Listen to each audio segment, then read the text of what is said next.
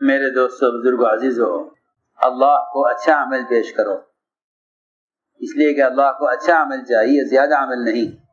لوگ کثرت عمل کی وجہ سے عمل کو بگاڑتے ہیں، لوگ عمل کو بگاڑتے ہیں کثرت عمل کی وجہ سے کہ عمل زیادہ ہو، حالانکہ اللہ نے قرآن میں کہیں زیادہ عمل کے لیے نہیں فرمایا، بلکہ جہاں فرمایا اچھا عمل فرمایا۔ اچھا کھانے والے صحت مند رہتے ہیں، زیادہ کھانے والے بیمار ہوتے ہیں۔ جسم کی غذا کا اصول ہے یہ کہ تھوڑا کھاؤ اور اچھا کھاؤ تو کیا رہو گے؟ صحت مند رہو گے۔ گھٹیا کھاؤ زیادہ کھاؤ تو کیا ہوگے؟ بیمار ہوگے۔ یہ جسم کا اصول ہے کہ زیادہ کھایا گھٹیا کھایا تو بیمار ہو جاؤ گے، تھوڑا کھایا اور اچھا کھایا صحت مند رہو گے۔ روح کا بھی یہی اصول ہے، یہی اصول ہے کہ عمل اچھا ہو اگرچہ تھوڑا ہو، یہ نہیں کہ زیادہ عمل کر لیا بگاڑ کر۔ اس لیے کہتے ہیں کہ قرآن کی تلاوت چاہے کم کرو لیکن اچھی کرو۔ سورہ بقرہ پوری پڑھ لینے سے یا پورا قرآن پڑھ لینے سے اگر کوئی شخص سورہ القاریہ بھی آہستہ آہستہ تدبر کے ساتھ ٹھہر ٹھہر کر تلفظ اور تدبر کے ساتھ اللہ سے ڈرتے ہوئے وعیدوں پر، امید کرتے ہوئے وعدوں پر اس طرح اگر پڑھے تو ایک چھوٹی سورت پورے قرآن کے پڑھ لینے سے بہتر ہے۔ کیونکہ لوگ سمجھتے ہیں کہ پورا قرآن تراویح میں سننا یہ ضروری ہے، حالانکہ یہ اتنا ضروری نہیں ہے جتنا ضروری صحیح پڑھنا ضروری ہے۔ نا صحیح پڑھنا ضروری ہے۔ تاجر ہیں، تجارت کے لیے سفر کرنا ہے، اول تو رمضان دنیا کمانے کے لیے نہیں ہے، 11 مہینے کمایا ہے، کم سے کم رمضان کے مہینے میں تو اپنے آپ کو دعوت عبادت کے لیے فارغ کر لے۔ لیکن تاجر حضرات کو تجارت کے لیے سفر کرنا ہے، میرا قرآن ناقص رہ جائے گا، تو مجھے 3 دن میں 4 دن میں 6 دن میں قرآن پورا سنا دے تاکہ میرا قرآن ناقص نہ رہے، پھر میں تجارت سفر کر لوں، جہاں موقع ہوگا وہاں علم ترا کیف سے تراویح پڑھ لوں گا۔ قرآن تو یوں بھی ناقص ہو گیا، اس نے تیز جلدی قرآن پڑھ کر ختم کر دیا، قرآن تو اس کا ناقص ہو گیا۔ اگر ناقص قرآن کو پورا سن لیا تو بھی ناقص ہے، اور اگر تھوڑا سا قرآن سنا کامل سنا تو وہ کامل ہے۔ عائشہ رضی اللہ فرماتی ہیں ایک رات میں جس نے پورا قرآن ختم کر ڈالا اس نے قرآن پڑھا ہی نہیں ہے، اور لوگ کمال سمجھتے ہیں۔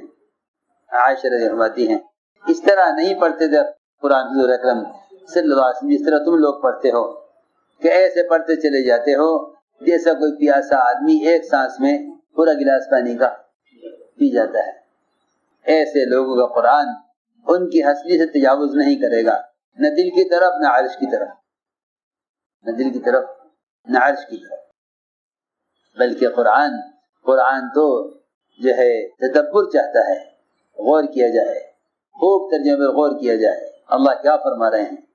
جس آیت کو پڑھو اس آیت کے مفہوم سے پڑھتے ہوئے دل متاثر ہو، یہ قرآن کی تلاوت کے ساتھ بذات یہ چیز مقصود ہے۔ یہ نہیں ہو تو ہو، نہ ہو تو نہ ہو، ایسا نہیں ہے، بلکہ قرآن نے جگہ جگہ تاکید کی ہے اس کی کہ قرآن کو سمجھ کر پڑھا جائے۔ ہدایت علی فرمایا کہ رضی اللہ تعالیٰ قرآن کو بغیر سمجھے پڑھنے میں کوئی خیر نہیں ہے۔ بے شک حروف کی ادائیگی کا، حروف سے پڑھنے کا، الفاظ کا اجر مل جائے گا، الف لام میم پر 30 نیکیاں مل جائیں گی، اسے انکار نہیں ہے۔ لیکن جو قرآن کا اصل موضوع ہے اور مقصد ہے کہ قرآن کے مضمون سے دل کا متاثر ہونا، وہ سمجھے بغیر نہیں ہوتا۔ اس لیے چاہیے کہ قرآن چاہے آدمی تھوڑا پڑھے مگر اور تھوڑا سنے، لیکن صحیح پڑھے صحیح سنے، صحیح پڑھے صحیح سنائے، ایک ایک آیت کو صحیح تلفظ کے ساتھ ادا کرنے کی کوشش کی جائے، یہ نہیں کہ جلدی پڑھو تاکہ زیادہ ہو جائے۔ اللہ نے فرمایا قرآن میں لِيَبْلُوَكُمْ أَيُّكُمْ أَحْسَنُ عَمَلًا، اکثر عملہ نہیں فرمایا، احسن عملہ۔ ایک آدمی کو میں نے دیکھا مطاف میں دوڑتے ہوئے، میں نے کہا بھائی سکون سے چلو، میں نے کہا نہیں میں 10 طواف کرنا چاہتا ہوں، کہ تیرے 10 طواف میں ایک بھی قبول نہیں ہونے، سکون سے وقار کے ساتھ تو ایک طواف کر لے، یہ تیرے دن بھر کے طواف سے زیادہ بہتر ہے۔ بہت عمل بگاڑتے ہیں زیادتی کے چکر میں، ایسے لوگ قرآن بگاڑتے ہیں زیادتی کے چکر میں کہ جلدی پڑھو تاکہ قرآن زیادہ ہو جائے۔ آدمی پورے رمضان میں ایک قرآن دیکھ کر اطمینان کے ساتھ پڑھے تدبر کے ساتھ 100 قرآن ختم کرنے سے افضل، 30 قرآن پورے کرنے سے افضل۔ لیکن اس زمانے میں دیکھتا ہوں کہ لوگ پورا قرآن سننے کو تجوید کے ساتھ پڑھنے پر ترجیح دیتے ہیں۔ یہ غلط ہے، یہ بالکل غلط ہے کہ پورے قرآن کے سننے کو ترجیح دینا تجوید پر، یہ بالکل غلط ہے، بالکل غلط ہے۔ کہ بھائی تاجر حضرات ہیں، انہیں صبر کرنا ہے، لہذا قرآن 3 سپارے پڑھ کے جلدی جلدی روزانہ کیا کرو، 10 دن میں ختم کرو، تاکہ 10 دن والے سن کے چلے جاویں، پھر اگلے آ جاویں۔ مد اور اخفاء، غنہ، یہ تو قرآن کا ظاہر ہے، ورنہ قرآن کے مضمون پر غور کیے بغیر پڑھنا، قرآن کے مضمون پر غور کیے بغیر پڑھنا، نہ اپنے لیے ہدایت و ترقی ہوگی نہ سننے والوں کے لیے۔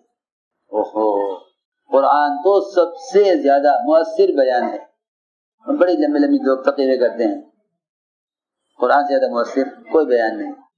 سلمان فارسی رضی اللہ تعالیٰ عنہ، 1000 آدمی بیٹھے تھے، قرآن پڑھنا شروع کیا تو لوگ اٹھ کر جانے لگے۔ فرمایا کہ تمہیں چکنی چپڑی باتوں کا شوق ہو گیا ہے۔ جب تقریر ہو رہی تھی سب بیٹھے تھے، قصے سن رہے تھے، جب قرآن پڑھنا شروع کیا تو کتنے آدمی اٹھ کے چلے گئے؟ 900 اٹھ کے چلے گئے، 100 آدمی رہ گئے روایت میں۔ اسے فرمایا یہ تمہارا مزاج اب قرآن سے بہرحال اثر لینے کا نہیں رہا۔ میں سوچتا ہوں، میں نے کبھی مجمع دیکھتا ہوگا، تراویح فلاں مسجد میں اتنی دیر میں ہو گئی، فلاں میں اتنی دیر میں ہو گئی، یہاں تراویح میں اتنی دیر ہو جاتی، کیونکہ جو عمل کے وقت گھڑی دیکھیں سمجھ لو ان کے دلوں میں احتساب نہیں ہے، دلوں میں احتساب نہیں ہے، وہ نہیں ڈرتا رہے گا ہاں اگر یہ قرآن کے سننے کا سلسلہ ختم ہو گیا تو کیا ہوگا، اور اگر قرآن کے پڑھنے کا سلسلہ ختم ہو گیا تو کیا ہوگا۔ عمر رضی اللہ تعالیٰ عنہ رات کو قرآن سننے بیٹھے، مساشری سے فجر کی اذان ہو گئی، ساری رات قرآن سنتے رہے، پتہ ہی نہیں چلا وقت کب گزر گیا۔ صحابہ کرام کے مواعظ اور نصیحتیں ہیں قرآن کے قراء پڑھنے والوں کے لیے۔ فرماتے ہیں کرانہ عدوی کہ عمر رضی اللہ تعالیٰ عنہ نے خط لکھا تمام لشکروں کے عمراء کو کہ مجھے نام لکھو ان لوگوں کے جنہوں نے قرآن حفظ کیا ہے، تاکہ میں ان کو عطایا میں ان کا درجہ اور اونچا کر دوں، اور پھر میں ان قراء کو بھیجوں ملکوں میں لوگوں کو قرآن سکھانے کے لیے۔ ابو سعید رضی اللہ تعالیٰ عنہ نے خط لکھا ہے عمر کو جواب میں کہ میرے پاس حفاظ قرآن کی تعداد 300 سے زیادہ ہو گئی ہے۔ عمر نے ان کو لکھا بسم اللہ الرحمن الرحیم، یہ خط اللہ کے بندے عمر کی طرف سے عبداللہ بن قیس اور جتنے ان کے ساتھ قرآن کے حفاظ ہیں ان کے لیے، سلام علیکم اما بعد۔ فرمایا عمر رضی اللہ نے لکھا خط میں کہ یہ قرآن یہ تمہارے لیے بڑے اجر کا اور تمہارے لیے بڑی عزتوں کا اور تمہارے لیے آخرت کے لیے بڑے ذخیرے کا سبب ہے۔ تم سب قرآن کے اتباع کرو، قرآن کو اپنے تابع ہرگز نہ کرنا، قرآن تمہارے تابع نہ ہو جاوے، قرآن ہرگز تمہارے تابع نہ ہو جاوے، بلکہ تم قرآن کے تابع رہنا، اس لیے کہ قرآن جس کے پیچھے لگ گیا، قرآن جس کے پیچھے لگ گیا، یہ قرآن اس کو گدی کے بل جہنم کی گہرائی میں لے جا کر ڈالے گا، اور جو شخص اپنے آپ کو قرآن کے تابع کرے گا یہ قرآن اس کو جنت الفردوس کے اعلیٰ مقامات پر لے جائے گا۔ جہاں تک تم سے ہو سکے قرآن کو اپنا سفارشی بناؤ، جہاں تک تم سے ہو سکے قرآن کو اپنا سفارشی بناؤ، اور دیکھو یہ قرآن ہرگز تم سے جھگڑا کرنے والا نہ ہو، اس لیے کہ قرآن جس کی سفارش کرے گا یہ قرآن اس کو جنت میں داخل کرے گا، اور قرآن جسے جھگڑے گا وہ جہنم میں داخل ہو جائے گا۔ اور اچھی طرح جان لو کہ قرآن یہ تو ہدایت کے چشمے ہیں، اور یہ علم کی رونق ہے، اور یہ رحمان کی طرف سے آنے والی سب سے نئی کتاب ہے، آخری کتاب ہے۔ اللہ اس قرآن کے ذریعے اندھی آنکھوں کو کھولتے ہیں اور بہرے کانوں کو کھولتے ہیں، اور وہ دل جن پر غفلت کے غلاف چڑھے ہوئے ہیں ان غلافوں کو یہ ہٹاتے ہیں۔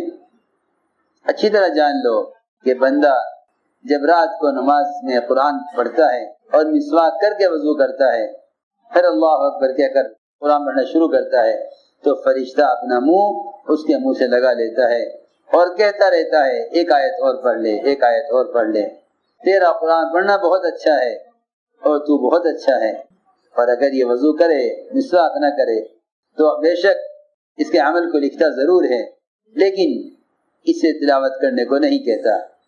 فرمایا غور سے سنو، یہ قرآن کا پڑھنا نماز میں یہ تمہارے لیے ایک محفوظ خزانہ ہے اور یہ تمہارے لیے بہترین عمل ہے۔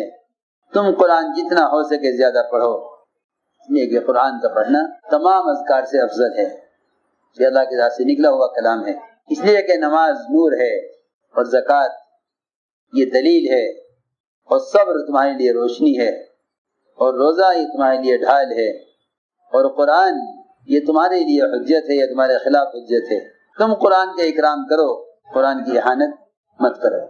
دیکھو موبائلوں کے اندر قرآن کا رکھنا یہ واقعی قرآن کی اہانت ہے، صاف ستھرا عرض کرتا ہوں۔ اپنے دل سے فتویٰ لوگے تو صحیح جواب ملے گا، باہر کی سے فتویٰ لوگے تو کوئی حرج نہیں ہے، اس سے لوگے فتویٰ، اپنے دل سے فتویٰ لوگے تو دل انکار کرے گا کہ نہیں، قرآن کی توہین ہے، یہ قرآن کو موبائلوں کے اندر رکھنا یہ قرآن کی توہین ہے۔ اتنا گند اس میں بھرا ہوا ہے، اس میں قرآن کا رکھنا عقل بالکل اس کو گوارا نہیں کرتی۔ جس کے دل میں ذرا بھی تقویٰ ہوگا، جس کے دماغ میں ذرا سی بھی عقل ہوگی وہ اس کو برداشت نہیں کرے گا۔ لیکن سنتیں مغلوب ہو رہی ہیں، رواج غالب آ رہا ہے، اس لیے پرانوں کے طریقوں پر قرآن رکھنا بلکہ اب نئے طریقوں پر موبائل رکھتے ہیں قرآن پڑھنے کے لیے، یہ روایتی طریقے انبیاء اور صحابہ کے طریقوں پر غالب آ رہے ہیں بڑی کثرت کے ساتھ، اور ہماری طبیعتوں میں تساہل ہے، کہتے ہیں اس میں کوئی حرج نہیں ہے۔ اس لیے فرمایا کہ قرآن کی توہین نہ کرو، اس لیے کہ اللہ رب العزت اس شخص کا اکرام کرنے والے ہیں جو قرآن کی عظمت اور قرآن کے اکرام کرے، اس کی تعظیم کرے، اور جو قرآن کی اہانت کرے گا اللہ اس کو رسوا اور ذلیل کرنے والے ہیں، اللہ اس کی اہانت کرنے والے ہیں۔ اچھی طرح جان لو کہ جس نے قرآن کی تلاوت کی اور اس کو حفظ کیا اور اس پر عمل کیا اور جو کچھ اس میں ہے اس کا اتباع کیا تو یہ قرآن اس کے لیے خود دعوت مستجاب ہے۔ یا تو اللہ رب العزت اگر چاہیں گے تو اس کو اس کی تمام حاجت دنیا پوری کر دیں گے، یا اس کی حاجتوں کو آخرت کے لیے ذخیرہ بنا دیں گے۔ اور جان لو کہ بے شک جو کچھ اللہ کے پاس ہے وہ بہتر ہے اور ہمیشہ باقی رہنے والا ہے ان لوگوں کے لیے جو اللہ پر ایمان لائیں اور اللہ پر بھروسہ کریں۔ بے شک جو کچھ اللہ کے پاس ہے وہ بہتر ہے اور ہمیشہ باقی رہنے والا ہے ان لوگوں کے لیے جو اللہ پر ایمان لائیں اور اللہ پر بھروسہ کریں۔